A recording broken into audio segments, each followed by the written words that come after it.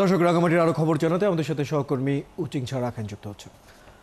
উচিংছা Rakhine, কাপ্তাইয়ের পানি কতটা বাড়লো এবং চন্দ্রঘোনা এবং রায়খালী নৌ রুটে ফেরি চলাচলের এখন কি অবস্থা? আসলে আপনি প্রতিবেদন যেমনটি বলছিলেন, আসলে মূলত হচ্ছে রাঙামাটিতে যে ভারী বর্ষণে কিন্তু গত 4 দিন থেকে রাঙামাটি কাপ্তাই হ্রদে পানি বাড়তে শুরু করেছিল। কিন্তু গতকাল কিন্তু 11:30 রাত 11:30টার দিকে 16টি গেটে কিন্তু 3 ফুট করে পানি ছেড়ে দেওয়া হয়।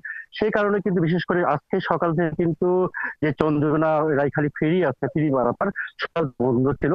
এখনো পর্যন্ত সেই ফেরি চলাচল করছে না, আমরা এমনকি দেখতে পেয়েছি এবং ওখানকার যে যারা সংশ্লিষ্ট রয়েছেন তাদের সাথে আলাপ করেছি। কিন্তু আশা করছি যে আজকে রাতে যদি বৃষ্টিপাত না হয় তাহলে হয়তো পানি কমতে শুরু করলো।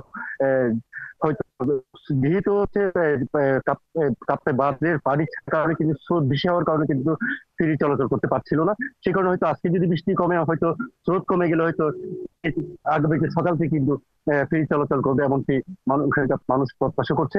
এবং আরেকটি বিষয় আপনাকে জানাই, রাঙামাটিতে যে হচ্ছে যে নিম্নাঞ্চল প্লাবিত হয়ে সেখানে ঘর বাড়ি কিন্তু ডুবে গেছে প্রায়। সেই কারণে কিন্তু রাঙামাটি সদরে যে সমস্ত কয়েকটি জায়গায়, বিশেষ করে আসাম বস্তি, স্বর্ণটিলা এবং হচ্ছে রিজার্ভ বাজার, সেখানে কিন্তু রাঙামাটি যে জেলা প্রশাসনের পক্ষ থেকে কিন্তু ত্রাণ বিতরণ করা হয়েছে ইতিমধ্যে।